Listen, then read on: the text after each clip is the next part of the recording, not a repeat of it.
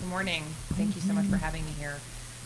My name is Rachel Deutsch. I work with the Fair Workweek Initiative at the Center for Popular Democracy. I live in Los Angeles. And CPD works with local organizations all around the country to take action in their communities on economic justice, racial justice, gender equity, immigrants' rights, and other issues.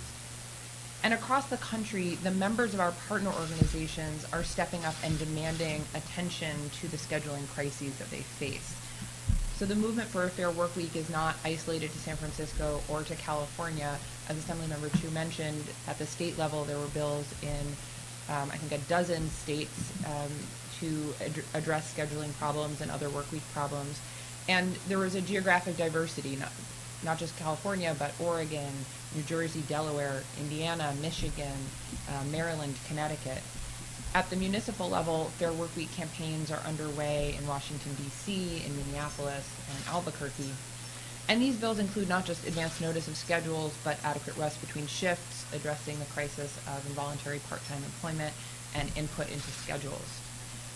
Workers are also not simply waiting for legislators to address these challenges. They're demanding change directly from their employers. In New York City, members of the Retail Action Project have been organizing for years around this issue and provided the impetus that led to the State Attorney General requesting information from 11 major retailers about their on-call scheduling practices. And in the last few months, we've seen retailer after retailer that was the subject of that probe announcing that they were no longer going to use on-call scheduling. In Minneapolis, temp workers at Target Field have organized to demand compensation for the long hours that they wait without pay just to find out whether they're going to be needed that day. And Assemblymember Chu mentioned that Starbucks and other companies have made changes in their practices, and that's the result of the long work of our Walmart, for example, and in Starbucks. We've seen baristas organizing in Seattle, in Atlanta, Connecticut, and elsewhere, and demanding solutions to the clopening shifts, the back-to-back closing and opening that leave workers with inadequate rest, more advanced notice, and other solutions, and are seeking a meeting with Howard Schultz to really put that, to create a sustainable path forward for scheduling in that company. Another thing we've seen across the country is that employers are really struggling with the concept of predictability pay. And in a sense, that's understandable. We have not instituted new workweek protections in this country in nearly a century when we developed the 40-hour workweek. And our employment standards have just not kept up with the changing nature of work. And in that time, employers have become very accustomed to reserving their workers' time for free. So right now, all of the risk of business fluctuation is on workers, but all of the benefit of having that flexibility goes to employers. So I want to sort of take a moment to think about, what does predictability pay reflect? It reflects that it is very valuable to employers to have a flexible workforce. And it's similar to the concept of overtime pay, which in its moment was, I'm sure, assailed as a regulatory overreach, and is now a concept that's a completely total norm and a basic standard for employment. So the concept of overtime is, if it's profitable for your business to ask your employees to put in extra time at the end of a long day or a long week, then you can share some of that profit with the employees who are making your business model possible. And similarly, if it's profitable for you, or it makes sense for your business model to be able to cancel shifts at the last minute or ask people to come in at the last minute, then it's fair to compensate the employees who make that business model possible for you. So while we know that employers will resist and are resisting this necessary change, we also have to recognize the urgency that working families all around the country feel to address this issue, and especially women who are caregivers or balancing the demands of their families with a schedule over which they have very little control or notice. For example, a working mom just before clocking out is told that she needs to stay an extra half hour. Many daycares charge you for $1 every minute that you're late. So you're coming to pick up your kid 30 minutes late, and that's $30. So some compensation doesn't seem that inappropriate in that context. There are intangible costs too. Imagine missing your niece's baptism or your mother's 75th birthday. Some of the choices that Jenya was mentioning are not even choices, because you don't actually have any control. And imagine what that communicates to you about your worth as a human being, that the demand of folding t-shirts is more important than your obligations as a family member. So when we hear about the cost or inconvenience to employers of adapting to new employment standards, we can't forget that employees are paying a very significant cost right now. One last thought I want to mention is that it's very clear to those who now study the economics of low-wage work that attempting to address inequality without addressing scheduling is going to leave gaping holes in our regulatory system. So when we look at Emeryville, for example, a recent increase in the minimum wage, which was a courageous act by the city council there, now Emeryville, the retail workers are seeing their hours cut. So it's very important that we look at the whole picture of what contributes to inequality. So it's not going to be easy by any means to reach consensus on this issue, but it is absolutely critical that we take this on if we're going to have a future of work in this country that advances opportunity for working women. Thank you. Great, thank you. I'm going to open it up for questions, and I'm going to take the liberty of asking the first, and it's back to Liz. One of the first things you said I'm just a little curious about. You said California has not changed or adapted their UI rules to deal with people who quit because of scheduling problems. Have other states? Some states have taken steps, but for the most part, there isn't a lot of agreement on this issue. So what happens is if you take a job that is an industry that's known to have fluctuating schedules, that's considered entering into agreement to work that kind of schedule. So if you then quit because that schedule becomes untenable, it's not seen as a legitimate quit to claim UI. So even though we know in our economy most people have to take what jobs are offered to them, and they don't choose to take a job with a terrible schedule, when it comes time that they can no longer care for their children or put food on the table because of this job, the system doesn't recognize their quit as being a voluntary quit that falls under the rules for claiming UI. And there are a variety of other rules that kind of make it, they're basically based on a labor force that didn't have these sorts of issues. In recent years that we've seen the advent of just-in-time scheduling technologies that have been adopted by international corporations to be able to determine to the hour exactly how many workers they need, and that is what has driven the crisis that we're seeing right now. Now, on the flip side of that, I want to acknowledge that there have been a growing number of companies who are doing the right thing.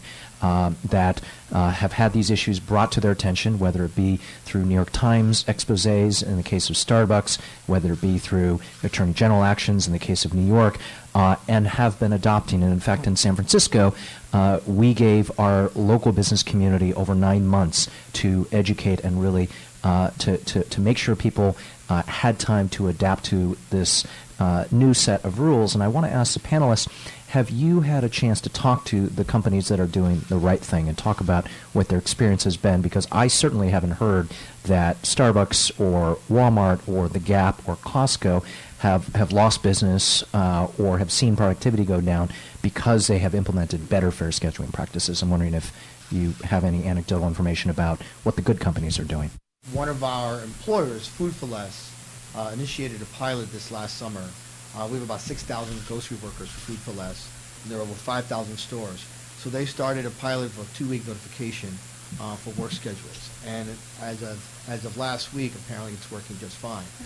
They did this on their own and took the initiative. So we're hoping to have some good data, by the end of the year.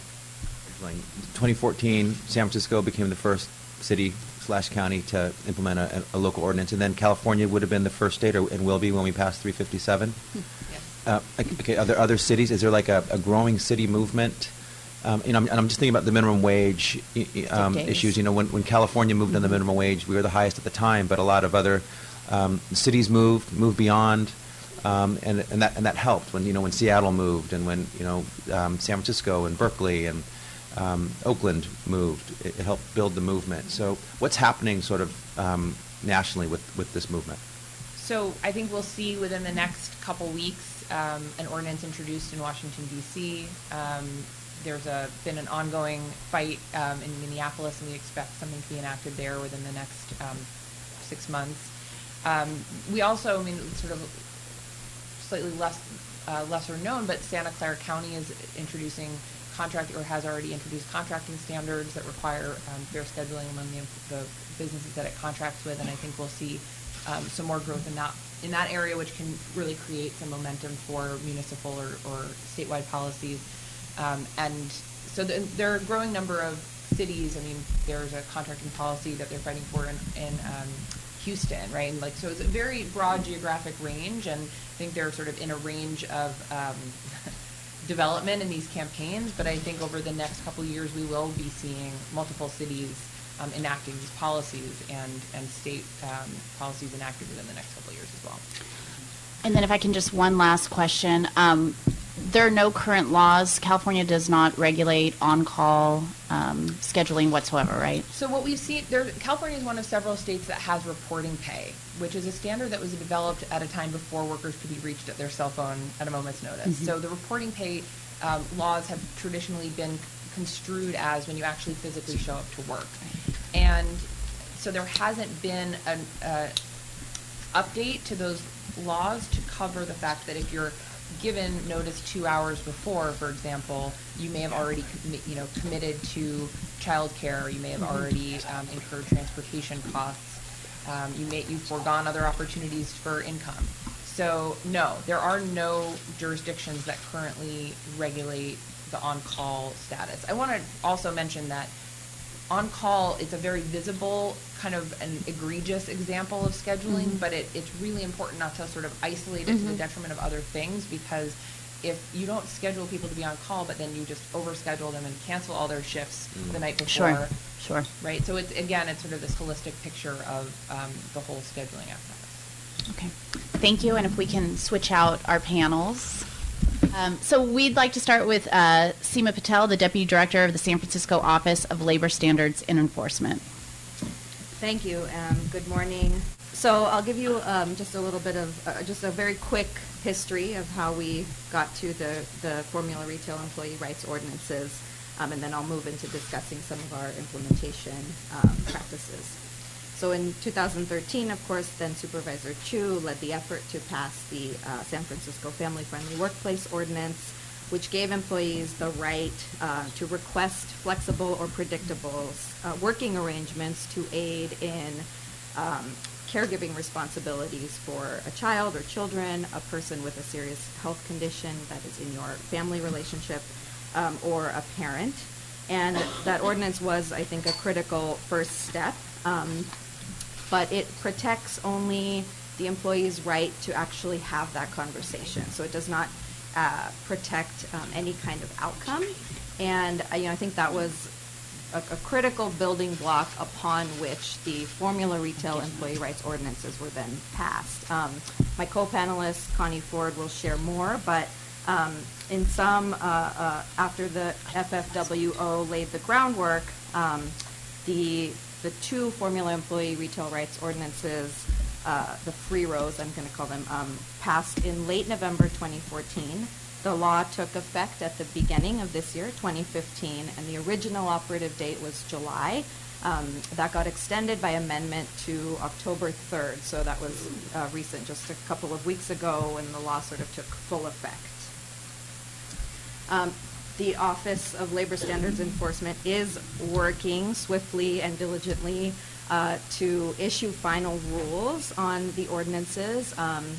We, have conducted a hearing in August, received numerous written comments, largely from employers regarding the draft rules. A lot of work goes into, as all of you know, especially the lawmakers in the room, a lot of work goes into interpreting an ordinance as passed, and particularly when legislation is the first of its kind. We are, San Francisco is the petri dish for this kind of legislation. I wish there was a more positive metaphor. My office literally is like a petri dish as we try to work through some of the issues in the ordinances. So to that end, we've found that we really right now are focused on education and outreach to the employment community, some to workers, but mostly to employers, to sort of guide them on how to comply with the new law. And The majority of inquiries that we have received right now really are from employers just asking questions, on sort of what this means for their larger scheduling practices. I will say that, they say a picture is worth 1,000 words. Well, I think, in legislation, a word is worth 1,000 meanings. And so it really is important, and we have found this too, to take the time and make sure that the language, that gets drafted or if this goes forward, that you really, I think, focus on taking the time to get it right as opposed to being driven by any sort of a deadline.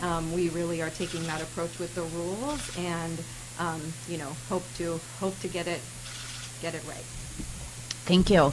Next, we have Connie Ford, the Executive Board Member for Jobs with Justice in San Francisco and Vice President of the San Francisco Labor Council. Thank you. Thank you, Assembly people. Hello to David Chu, my Assembly member, and welcome to the rest of you. So, yes, I am a member of Jobs with Justice San Francisco, which is a coalition of labor and union folks in San Francisco that comes together to advocate better work and better lives for the citizens of San Francisco. And just everybody sort of laid out the groundwork of how we got here and why we got here, but I just want to state the stark reality that San Francisco, with all of our wonderful history, with all of our good fights, we are the pinpoint of economic disparity in the country. We have the highest wage disparity of any city in the whole country. When you start to look at our statistics, and you look at them factually, you have to go to Saudi Arabia or India to find a comparable city. So it's this crisis that has led us to work together to formulate this legislation. It's interesting, just real briefly, our history of how we did this is in 2010, Walmart was considering coming into San Francisco. And there's Walmarts all around us. There's not one in San Francisco. And so a bunch of us got together and we formulated a big coalition, and we actually didn't say, Walmart, you cannot come here, we don't want you. We didn't say that. We said, Walmart, you can come here if you sort of live with these standards. And it was these standards, these worker standards, that has evolved into the Retail Worker Bill of Rights. But they were the impetus. So far, they haven't come in. They are welcome. They are truly welcome to come in. There are neighborhoods in San Francisco who need these little mini Walmarts or something. We don't have enough room for one of those monster things. But the little stores we do need, but they just have to treat their workers with respect and with fair wages. That's all we're asking. So that's how we got started. We formed this big coalition, and I think part of the big coalition that we formed that's very significant here that hasn't been talked about is small businesses. We reached out to small businesses, and several business associations came to us, and we talked about it. And we have, they are part of our coalition because we have many socially responsible, worker-friendly small businesses that are the heartbeat of San Francisco. And we want to keep them in, and they said, we cannot compete. We cannot compete with the Targets and the Lowells and the Starbucks and the Chipotles and et cetera, all of these chain stores. And we want our business to be the fabric of San Francisco, which it is. So they joined our coalition. We had labor people, we had community people, we had policy people, we had many of the people that you heard in the first panel were on our coalition, and we were able to move forward. I think it's all sort of the fabric of what we're talking about. And right in the middle of this coalition building and our joining with the two supervisors, Supervisor Chu at the time and Supervisor Marr, and creating this great piece of Retail Worker Bill of Rights, the Fight for 15 came about. And it just took us by surprise. In the middle of 2014, Seattle and CTEC did it. And we went, oh, look at that. We want to do that. So San Franciscans really take competition fairly, and we looked at their bill and we said, Fight for 15 is a fair fight for workers. They also had another part of their bill, which was access to more hours. That was very interesting to us. So we formed a coalition again, and we started doing this. But as we did this, and as we talked about raising the minimum wage to 15, which we did in November, Last November, the mayor, the board of supervisors have passed by tremendous amount of numbers. It was a very easy win for us. As we did this and talked to workers, they kept saying to us, what about my schedule? What about the predictability of my life? What about my income security, that I want to see my children, that I want to be able to go to the doctor, that I want to go to school? All of those questions, they kept pounding on us. So we went back to work and we did this. I know I'm running out of time. I could tell you lots and lots of wonderful stories. But I want, it's important, predictable scheduling is key. It's very key. But I want to tell you the 5 elements within our Retail Worker Bill of Rights that will and is affecting 40,000 workers in San Francisco, which we're very proud of. This is a sector that is here to stay, that is here in San Francisco, and 40,000 workers, once this gets up and rolling, will be affected by it. So the other aspects of the Retail Worker Bill of Rights is it's promoting full-time work and access to more hours. You can't hire another part-time worker until you give those hours to a part-time worker. It's only fair. Encouraging fair, predictable scheduling, discouraging abuse, on-call scheduling, equal treatment for part-time workers so they get the same pro rata in terms of vacation and sick days, and encouraging worker retention when the company gets sold. It's that whole sort of framework that we're saying, Walmart or whoever, come into our city, we welcome you, but you just have to follow these rules and treat your workers with respect. Thank you. Thank you so much, Connie. We're going to start with Sandra Herrera, a grocery store employee. Good morning. My name is Sandra Herrera. I think everybody has said everything, and one thing is to hear different stories, but I'm here to tell you my story. Work as a cashier at a grocery store for 7 years, and my schedule is 24 to 27 hours a week now. And I have offered myself to work in different departments, but I still don't get it. Instead, they're hiring more people. So that's why I came here today to let you know how everything is working here out, in the city, where I work actually. So, and I have offered, like I said, I offer myself to work different departments. They're hiring other people, and it's so hard for me to know when I'm going to have my day off, how much money I'm going to bring home, how to take care of my kids. So it's very difficult for a mother of 4 to know all this, to find out, oh, next week I have my doctor's appointment with my kids, but I have to cancel because that's schedule and all this. So I'm thankful for the Retail Workers Bill of Rights because it's improving my work now, and it's helping me to have those days off and where I can check what days I'm going to go with appointments with my kids. I would like to thank you guys for your time. Thank you for letting me to tell you a little bit of my story. And hopefully we can stop here. We can go more because there's more other parents outside there who needs it. And they work in different stores and they do not respect because I have families still, they're doing the same thing. And it's very difficult for them. And it's hard for us to know, to see all that they're not accepting us as we are as workers. They're just taking advantage of us. And like I said, thank you so much for letting me tell you a little bit of my story.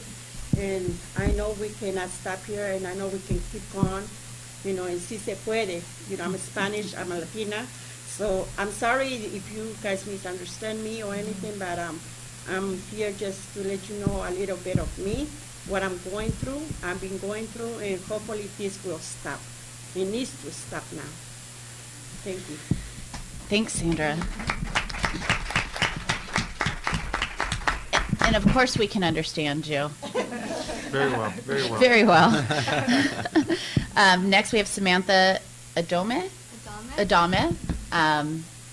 from the Young Workers United.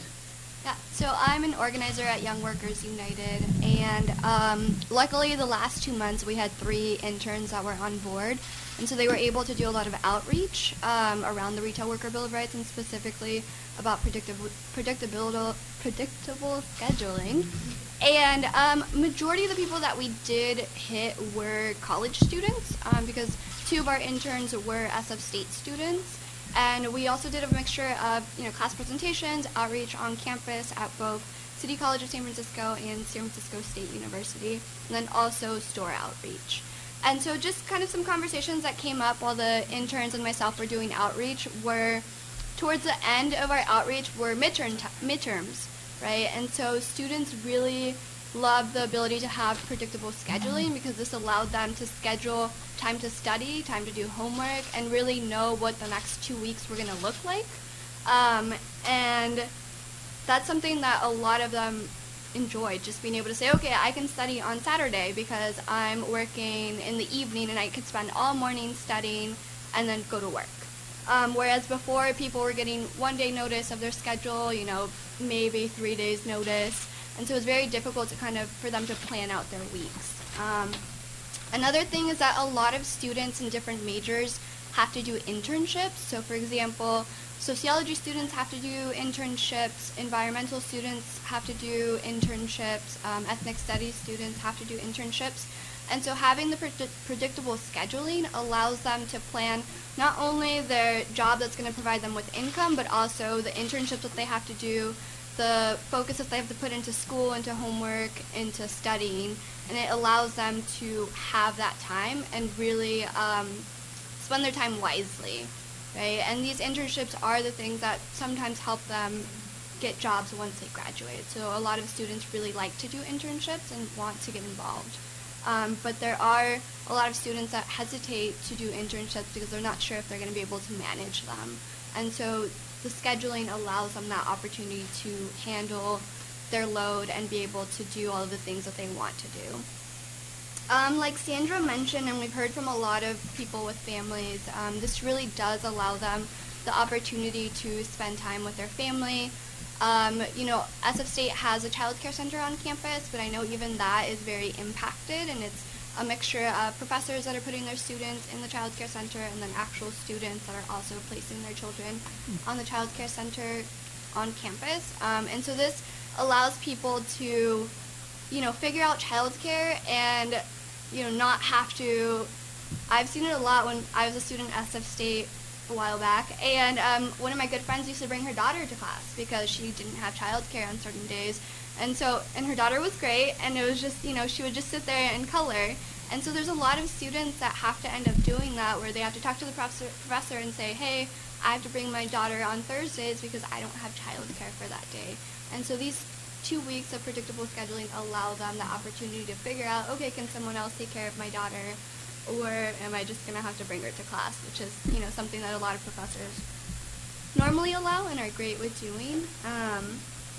One other thing, a lot of our folks, Connie mentioned the ability for folks to be able to go up to full-time status, which is great because a lot of the students and just folks that we interact with are working multiple jobs, and it's usually multiple part-time jobs. And so not only will they be getting predictable scheduling, hopefully they'll be able to get access to full-time hours and not have to work 2 different jobs, because that's also very complicated for folks. I think we've heard from everyone today about the worker's perspective, so I'm going to stay out of that, even though I was a server and a kitchen worker for 30 years and felt all of that. And I'm going to approach it more from an owner's perspective of how we can encourage small business owners to see this in their own best interest. Most restaurants, the normal restaurant practices, from what I've been through, have been weekly scheduled requests, weekly management of labor, weekly scheduling. It builds up resentment, frustration among the staff. Everyone fights about who got the best shifts and who didn't get their day off, and then management overstaffs people and then cuts someone when it's slow. That's sort of the norm for whatever reason. I did it for a few years as a manager, and it's terrible. It's every week you're dealing with a million little Post-it notes that say, like, I have class on Tuesdays and Thursdays, don't forget. And, I walk dogs on Wednesday mornings every other week. And, all these things that I had to organize with my staff to try to organize the schedule. So when I bought the restaurant about 10 years ago, I set up a permanent schedule, which I spoke to each person individually. I worked out their exact permanent shifts. We put all of those on an online calendar, and everyone has access to it online and on their phones. If anyone ever wants to cover a shift, they just go on the calendar, they write blank for Sarah, and then Brian looks at the calendar and sends out an announcement. Brian looks at the calendar and says, "Oh, I'd love an extra shift," and fills his name in as Brian for Sarah, and there we have it. I don't deal with any retirement requests, lots of those. I don't deal with any vacation requests. Nobody comes to me and says I have a doctor appointment. Nobody comes to me and says my school schedule is changing. Nothing. That's all worked out amongst themselves. It gives them not only the control over their own schedules, but also the responsibility is taken off the back of the management. Why anyone would want to take control? I've got 38 employees. Scheduling 38 people with 38 different needs, of course you're going to upset people, and of course you're going to mess up, and they're not going to have childcare and whatnot. Just if they know what their schedule is going to be, it falls back to, I have this sort of theory that you have to wear a suit to somehow be aware of when you're going to work and that you're going to have health care. And, 80% of, at least I've heard, you guys probably know all these percentages better, but I've heard that 80% of Americans are hourly workers. And to think that those people don't have any of the rights of union workers or suit wearers, I can't remember if they're blue collar or white collar at the moment, is just absurd. So Zazi's schedule is very determinate. If we want to cut someone, it's offered to everyone on the shift. We'll say, we're slow today, we need to cut someone. Does anyone want to go? If they don't want to go, then nobody goes. We don't cut anyone without their acknowledgement after they've shown up for work. My labor costs are obviously significantly higher than most restaurants. However, my food costs and my overall operating expenses are significantly lower, and my profit levels are significantly higher. So you can pay it one way or another. You can pay it with hourly to your employees and having reliable scheduling and full benefits, or you can pay it in turnover. One last thing I wanted to mention, you were talking about the part-time and the 24 hours thing.